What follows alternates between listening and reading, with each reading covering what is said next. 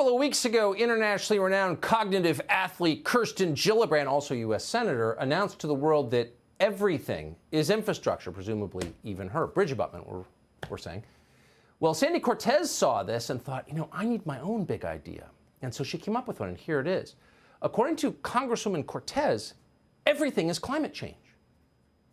The climate crisis is a crisis born of injustice, and it is a crisis born of the pursuit of profit at any and all human and ecological cost. That's right.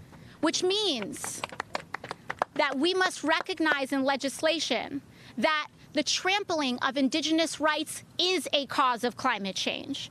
The trampling of racial justice is a cause of climate change, because we are allowing people and we are allowing ourselves to make sure, we are allowing folks to deny ourselves human rights and deny people the right to health care, the right to housing and education.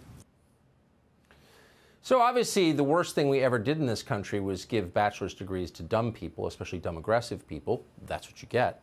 Mark Stein isn't originally from this country, so he's got a clearer picture of this. He joins us tonight to assess. It turns out, Mark, that climate change is racism, is indigenous rights, is infrastructure. It's all bad. Give me power. That's my read on it, but, I'm not great at textual analysis. What do you think this means?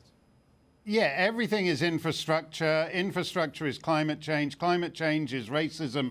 Racism is everything. You said, I think it was about something Ibram X. Kendi had been saying, that you rolled your eyes. Your reaction to this is to roll your eyes. My reaction is to roll my eyes. I would be happy to pitch an eye-rolling hour every night on this channel for these kinds of stories. But the fact is that nobody who matters rolls their eyes at AOC. They all take her seriously. Nobody laughs. Even people who have a low cunning, like Chuck Schumer, who isn't an idiot. He may be depraved in certain political sense, right, but he's not an idiot. No, and he knows that he can't go up against this. And I found myself when I first saw this story, I was thinking, well, this is actually pretty ridiculous, because, for example, racial justice, well, what does that even, the transatlantic slave trade reached its height during the Little Ice Age, which was also when the French and Indian Wars occurred. So there appears to be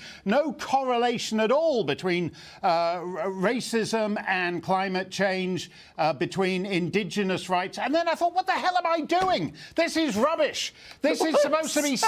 This is supposed to be science. I've been in a 10-year lawsuit in Washington, D.C. up against the guy who invented the climate change hockey stick. And he's a scientist, and his position is that in the last millennium, nothing happened for 9 centuries, and then you, Tucker, got into your SUV and fried the planet. And that's a completely idiotic theory, but at least he's not trying to sell the world on the idea that somehow climate change correlates to racism.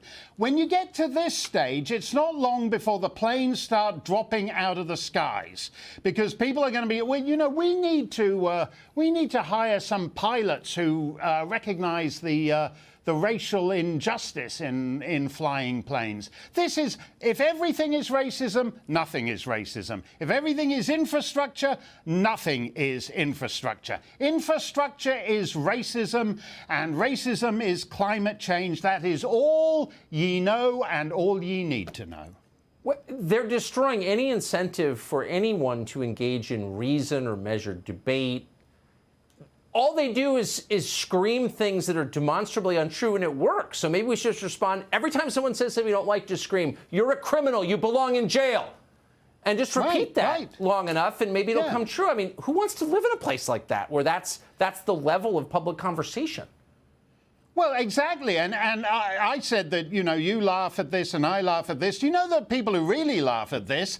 Chairman Xi and the Chinese Politburo, because they don't have to bother thinking about any of this.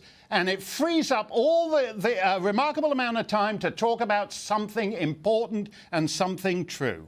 Well, that's so nicely put, as always. Mark Stein, thank you so much. Thanks a lot, Tucker.